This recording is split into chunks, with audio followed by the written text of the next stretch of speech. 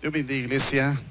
Vamos a abrir nuestras Biblias y quiero que vaya conmigo al libro de Apocalipsis, capítulo 21, versículo 5. Apocalipsis, capítulo 21, versículo 5. Cuando lo tenga me regala un amén. Poquitos aménes, quiere decir que todavía lo están buscando. No tenga pena. Libro de Apocalipsis, versículo 5 del capítulo 21. ¿Lo tiene? Leemos la palabra del Señor entonces y lo hacemos en el nombre del Padre, del Hijo y del Espíritu Santo. Dice: y el que estaba sentado en el trono dijo: he aquí yo hago nuevas todas las cosas.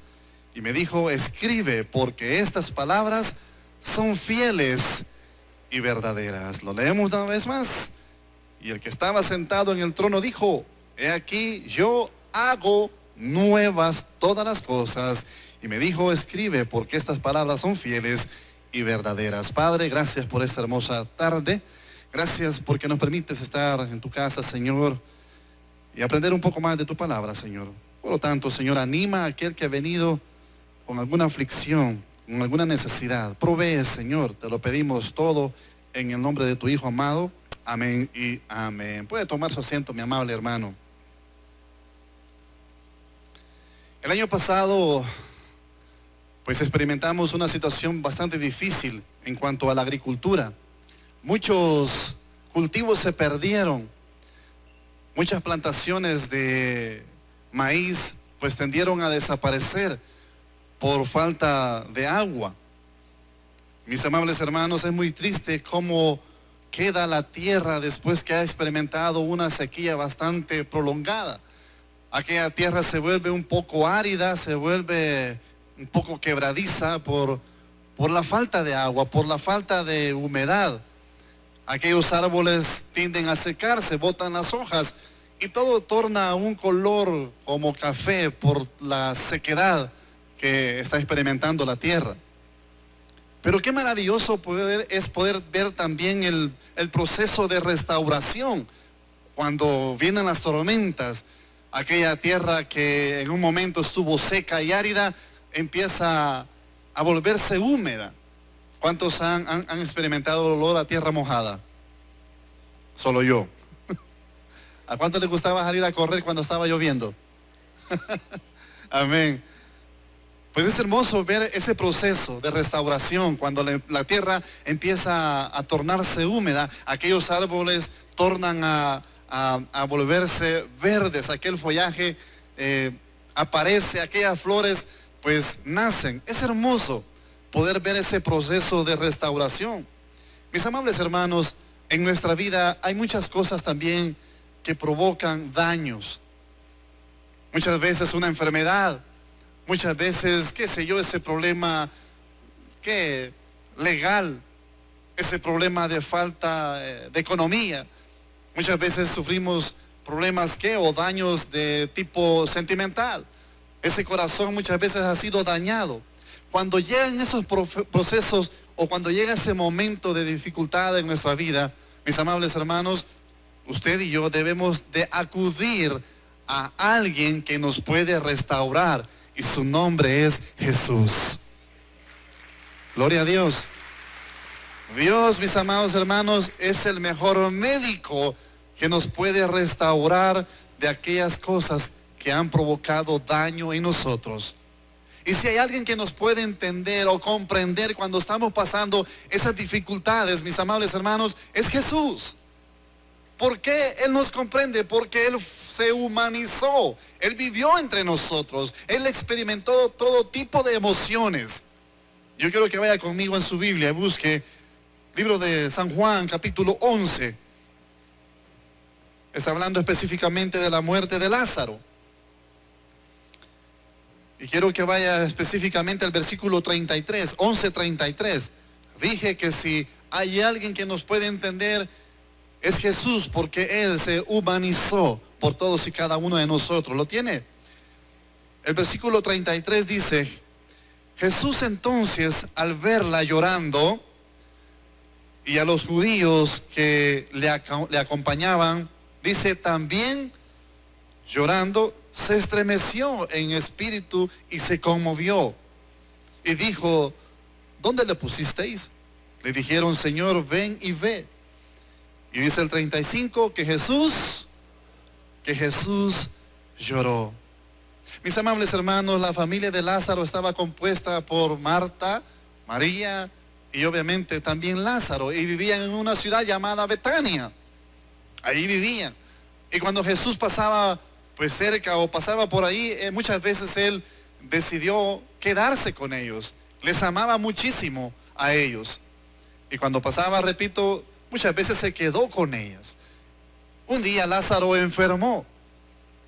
Tanto era la enfermedad que las dos hermanas pues mandaron a llamar a Jesús.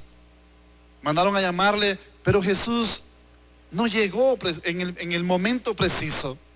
Le mandaron a llamar, pero no llegó inmediatamente, sino que llegó después de que Lázaro pues había muerto. Y de hecho, cuando él llegó ya tenía 4 días de haber fallecido Lázaro. Muchas veces podemos llegar a pensar, no, Jesús no va a llegar pronto en mi auxilio. Jesús sabe perfectamente que estoy pasando una dificultad muy grande, pero quizás no va a llegar en el momento que yo anhelo. Eso no significa, mi amado hermano, que Jesús, o a lo mejor tú tienes ya 3, 4, un mes de estar pidiendo por tu milagro y todavía no ha llegado la respuesta. Eso no quiere decir que Jesús te ha olvidado o nos ha olvidado. Jesús llega en el momento preciso. Jesús llega en el momento que menos lo esperamos. Pero de que llega, llega, hermano. Y que esa respuesta ha venido a buscar, va a llegar. Mis amables hermanos, Dios nunca demora ni llega tarde. Él nunca va a demorar, Él nunca va a llegar tarde. Él va a llegar en el momento preciso, en el momento y en el tiempo perfecto de Él. ¿Qué quiero decir con esto? No desesperes. Que tarde o temprano el Señor va a llegar. La Biblia nos dice que Jesús se conmovió en los versículos que hemos leído. Dice que Él se conmovió y lloró. Vemos ahí claramente la humanidad de nuestro Señor. En la parte humana, Él experimentó, pues qué sé yo, la compasión, a tal grado que terminó llorando. Así también la Biblia dice que Él experimentó hambre, tuvo hambre en algún momento. Como ser humano, Él tuvo hambre. Él se cansaba. Él, qué sé yo, tenía sueño, como lo experimentamos usted y yo. Entonces la Biblia es bien clara, que como humano Él experimentó todo ese tipo de emociones y de sensaciones. Hambre, sed, cansancio, etcétera, etcétera. Entonces, podemos entender entonces que Jesús nos entiende, nos comprende. Si Él fue humano, si estuvo acá entre nosotros, y quiero aclarar, Él nunca dejó de ser Dios. Él fue 100% hombre, 100% Dios. Pero en su parte humana, Él experimentó todas estas situaciones. Por lo tanto, podemos entender y comprender que Él realmente nos entiende. ¿Qué entiende? Pues entiende que nuestras debilidades, nuestros fracasos, nuestras luchas, nuestras decepciones. Y si Él nos entiende en todas esas áreas, entonces, mi amado hermano, confiadamente podemos venir a Él. ¿Para qué? Para reforzar o para encontrar nuevas fuerzas. Para que Él nos fortalezca a través de su palabra, dándonos nuevo aliento. Yo siempre he considerado que aquel buen consejo viene de las personas que han pasado tormentas. Si una persona viene y trata de aconsejarte en algún problema que estás experimentando, pero si esta persona no lo ha vivido, no lo ha experimentado, no creo mucho. Pero si hay alguien que ha pasado tormentas difíciles, esa persona puede venir y con una convicción y con conocimiento de causa puede decirte, tranquilo, si Dios me ayudó a mí, puede ayudarte también a ti, porque Dios no hace acepción de personas. Tanto me ama a mí como te ama también a ti. Gloria al Señor. Y entonces podemos ver a Jesús Jesús pasó decepciones también. Sintió tristeza. El ver a aquella gente que lo seguía y en un momento lo traicionó. Entonces, mi amado hermano, podemos ver en la humanidad de Jesús que Él nos puede animar y nos puede alentar. Y yo sé que muchas veces cuando los problemas llegan a nuestra vida, como que la fe se ve o nos vemos en problemas. Muchas veces los problemas tienden a derribar la fe del cristiano. Y más cuando los problemas son grandes, son difíciles, aparentemente. Quiero que lea conmigo Juan 11, 21 y 32. A veces los problemas derriban la fe del cristiano. Juan 11, versículo 21. ¿Lo tiene? Mire lo que dice.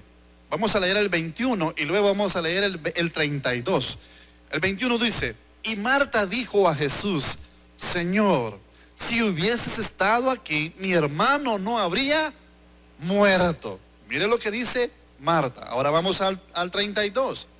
María, cuando llegó a donde estaba Jesús, al verle se postró a sus pies diciendo: Señor, si hubieses estado aquí, no habría muerto mi hermano.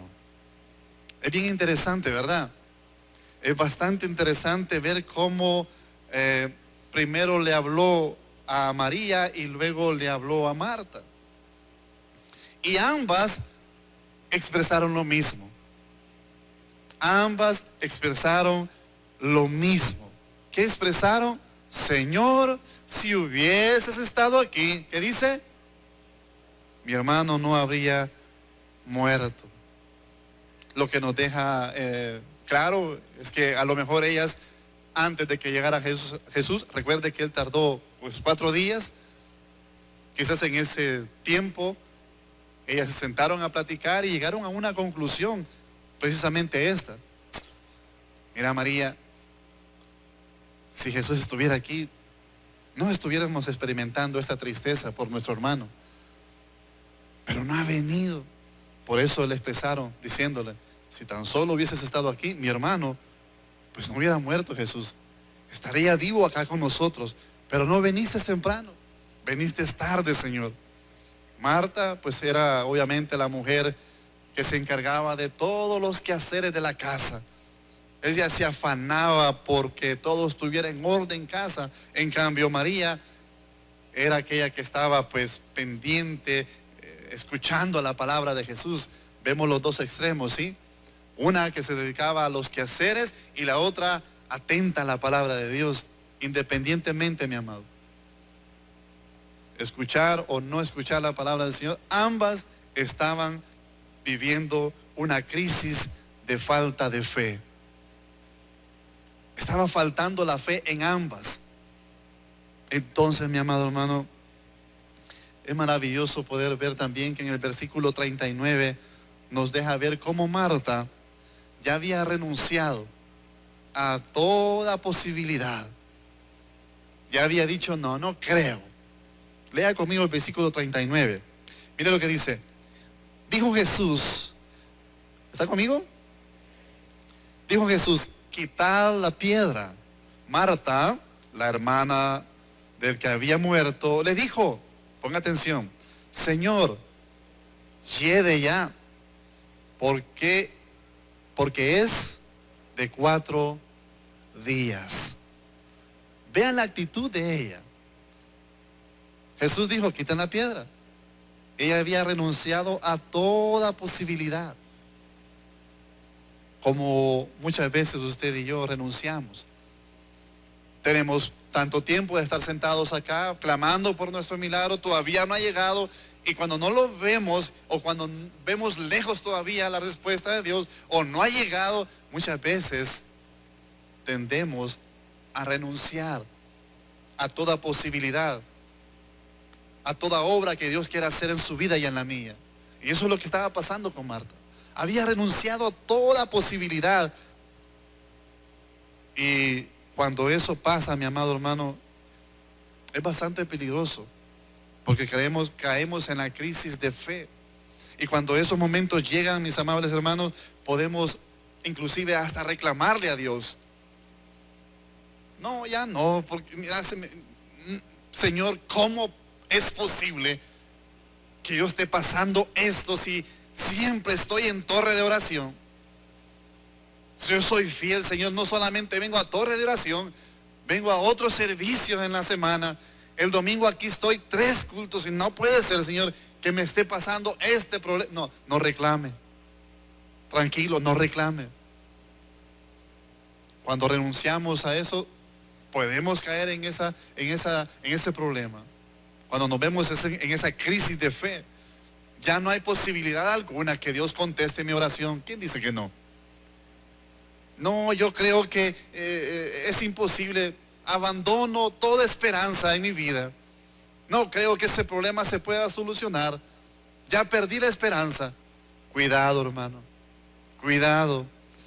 Ha pasado tanto tiempo y no creo que Dios vaya a hacer un milagro en mi vida o que Dios pueda resolver el problema que estoy experimentando o viviendo.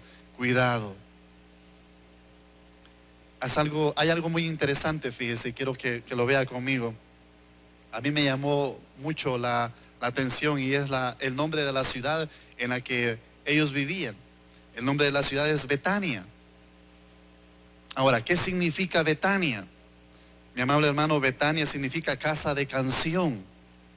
O también significa casa de la aflicción. Betania significa casa de la canción o casa de la aflicción. Entonces, la casa de la familia de Lázaro en esos momentos estaba experimentando una profunda tristeza y aflicción por la pérdida de su hermano. Pero sabe, me encanta porque cuando llegó Jesús, aquella casa de aflicción se tornó o se convirtió en casa de adoración, en casa de canción y de alabanza a Dios. Mi amable hermano, yo no sé qué estás pasando o qué estás experimentando en tu vida. No sé si estás experimentando esa casa de aflicción. Estás afligido por la economía, estás afligido por esa enfermedad. No sé qué está provocando aflicción en tu casa. Pero algo te puedo decir esta noche. Esa aflicción no será eterna. Esa aflicción no va a durar todo el tiempo. Porque Jesús llegará a tu casa y a la mía. Y esa aflicción se convertirá en alabanza a nuestro Dios. Por lo tanto, ánimo, no tires la toalla. Porque tarde o temprano la alegría llegará a nuestra vida y a nuestro hogar. Hay que superar todos los obstáculos que la vida o el enemigo nos presenta, hermano. Y el primer obstáculo que debemos de superar es la incredulidad del corazón. Quiero que lea conmigo una vez más Juan 11, versículo 42. Tenemos que superar la incredulidad del corazón. Versículo 42, ¿lo tiene? Dice la palabra: yo sabía que siempre me oyes, pero lo dije por causa de la multitud que está alrededor. Esas son palabras de Jesús. Para que crean que tú me has enviado. Interesante, ¿verdad? ¿Cómo podemos observar que las mismas personas que estaban alrededor, la Escritura también lo dice, había mucha gente, pero toda esa gente estaba llena de incredulidad. No creían, tenían poca fe, al igual que Marta y María. Toda la multitud también estaba llena de incredulidad. Por eso dice el versículo 42, yo sabía que siempre me oyes, pero lo dije por causa de la multitud que está alrededor, para que crean que tú me has enviado. Mis amables hermanos, ¿cómo está tu corazón esta noche? ¿Ha venido con fe o ha venido